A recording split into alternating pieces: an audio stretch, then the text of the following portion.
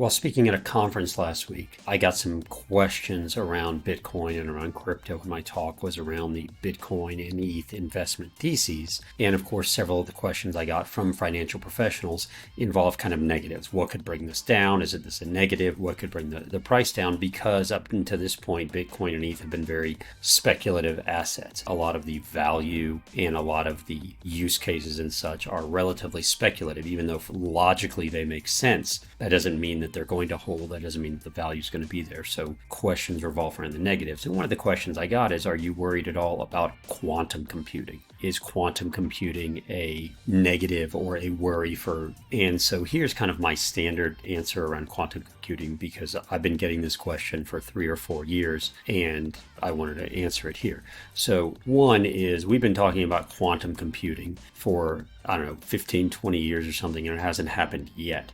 So the continual worry about it, like the number of technology innovations that have happened since we started talking about quantum computing and wondering if it's going to have a significant negative impact on all these other technologies, and yet they've all existed and they've all grown, and we still haven't seen the advent of usable quantum computing. It then makes me say, okay, maybe that will come in the future, but I'm not going to worry about it right now. Number two is, if there is some company, organization, government entity, government body, security organization that is building a quantum computer, building the ability for quantum computing, it's not necessarily happening without someone knowing about it.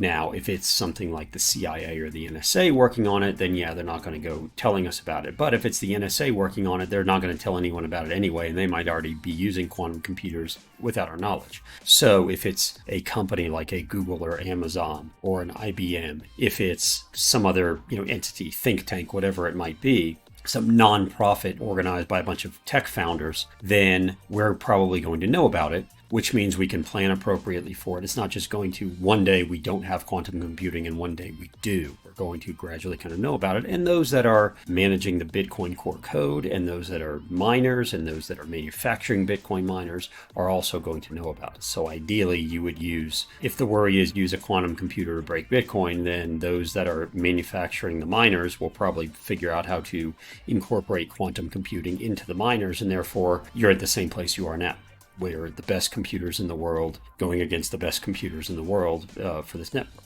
So number 3 point here is, if I were that company, organization, or government that's developing quantum computing, I'm likely doing it for my own interests. If I'm a government, that means I'm doing it to either spy on other countries, or I'm doing it to, unfortunately spy on my own people, to keep my secrets safe, whatever it might be. If I'm a company like a Google or Amazon, I'm doing it for my own business purposes. I'm not doing it so that I can break Bitcoin.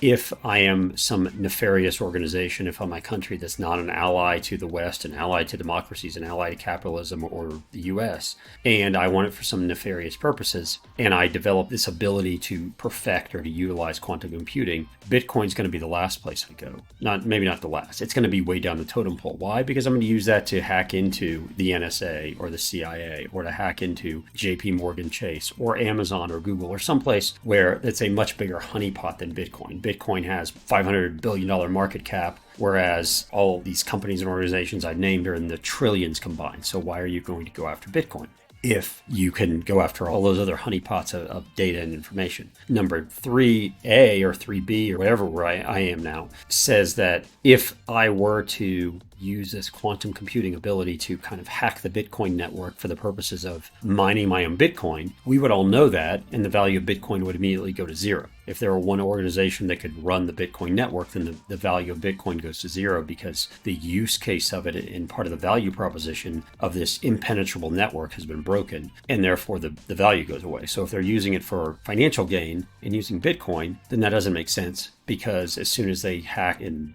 utilize their quantum computing to mine more or to change the network or something, the value of each Bitcoin goes to zero. So all that work they've done is now worth nothing. someone could do it, I guess. They could take it and break the Bitcoin network just because they want to. If it's Chase and they go, we're tired of this crypto thing, therefore we're going to break the network to show it can be done. I guess that is one possibility. But overall, I don't see quantum computing as a huge impediment. And beyond that, it might take so long that it's not going to matter, because if I'm a financial advisor, especially, and I'm looking to help my clients the next few years, well, if I don't think a quantum computer is going to be released, or it's going to be used to negate Bitcoin in the near future, and I want my clients to be allocated, I'm going to look at the laws of supply and demand. I'm going to look at what's happening with Bitcoin now, and I'm going to decide if I want to help them allocate now and for the next 5 or 10 years. And if we get wind that there's something on the horizon that might negate the technology of Bitcoin, then we can start making those decisions at that point. But making decisions about not investing now because there might be some technology somewhere in the future that could negate it doesn't make a whole lot of sense to me.